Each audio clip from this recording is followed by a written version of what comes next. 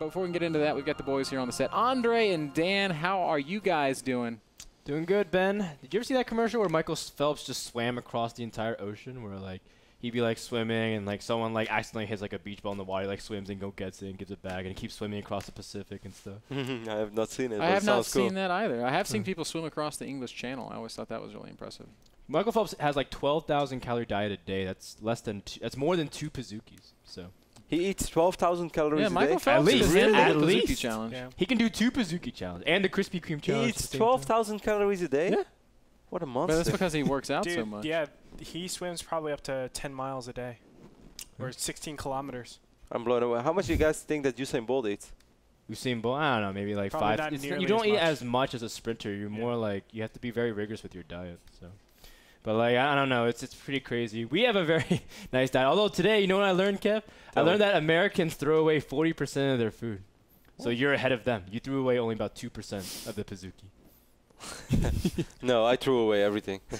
Well, you threw up almost everything. I learned that in Singapore, if you litter 3 times, you have to kind of clean up the place on Sundays, and you wear a bib that says, "I littered."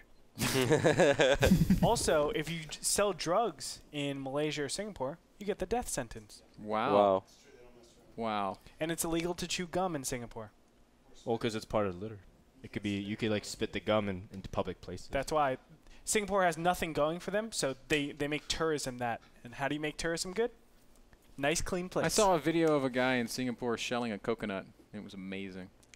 They throw it up with a machete. Yeah. Yeah, man. My family's from Singapore. It's good times. Anyway. Well, this conversation got really serious. Let's turn on some lighthearted games, especially going into yesterday's NASL Rewind. Our first is Finale versus Night and Protoss versus Protoss. And we take a moment from Daybreak, seeing kind of a cool opening from Finale, going for a 2-gate Dark Templar expand build.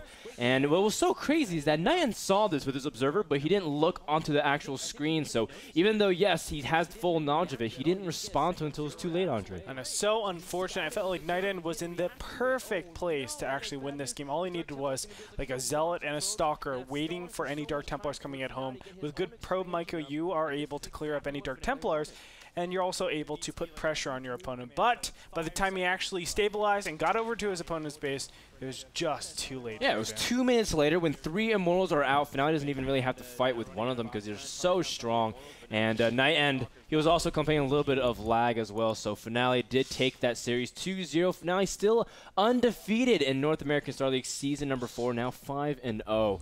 Our next series is Sheth versus Huang Sin. And this game was actually kind of cool. It looked like there's a lot of back and forth. Huang Sin showing off that he has pretty good force field placement, but Sheth, his EVP was looking awesome. Andre, you said yesterday that Sheth gathered a replay pack of Sheth's most recent ZVPs and gave it to Huang Sin and still said, "I'm going to beat you." That's right. And it's just a testament to how confident Sheth feels. And you can see that in this game. You know, a lot of times people say, like, oh, after you lose the third base, you're absolutely dead. Sheth is actually showing how, you know, you can get back into a game with just really, really solid play. And he did that time and time again in the North American Star League. Not only taking out MC last week, but now sweeping up Huang Sin 2-0. He's just a Protoss slayer, man. Yeah, great ZVP from Sheth. Always kind of been confident from it, even dating back to a year and a half ago. And what was cool is that this game was also a game of patience. You saw lots of poking back and forth, making sure not to commit, and Sheth baiting out lots of force field. Huang Sin making sure never to fully commit unless he had a strong position. But in the end, it came down to just a couple of small decisions. Huang Sin not able to really secure a strong economy. Sheth able to press in despite storms and a strong amount of force field usage. Sheth's Infestors were too strong, too much damage. Infested Terrans just paved the way for victory in this particular situation. Just low economy gets low economy, and Sheth is going to reap the benefits of it. You know, he's just putting all of his gas into those Infestors, and you can see the results. Just endless amounts of Infested Terrans popped out here, taking out the third and taking the series. That's right, guys. That's all for the NASL Rewind. If you want to catch those matches, you can look at our VOD section by going to nasl.tv. Click on the videos section, and all the VODs are neatly organized, but it's for subscribers only, Andre. If you don't have a subscriber pass, pick one up. Use the code season4_Frodan where you can get a discount, or NASL_Greator. And guys, I need to urge this right now. Please, please, please tune in to Wednesday's broadcast. It is going to be Halloween edition. And me and Ben. We'll be dressing up. Yeah, me and Ben prepared a special segment for everything. It's true. I watched the filming of it. On a scale of 1 to amazingly. I tried to sit through all of it. I couldn't. So you guys have to watch. That's all we're People are gonna going to love this. It's gonna going to be really love. fun. I guarantee you, it's gonna be 1 on to Reddit. 10. How much do you like that segment? And then 1 to 10. On a how shameful are you? scale of 1 to 10, 10 being the most likely that you guys will never see me again after Wednesday, I would give it about a 12. Ben was like looking up other career opportunities and jobs.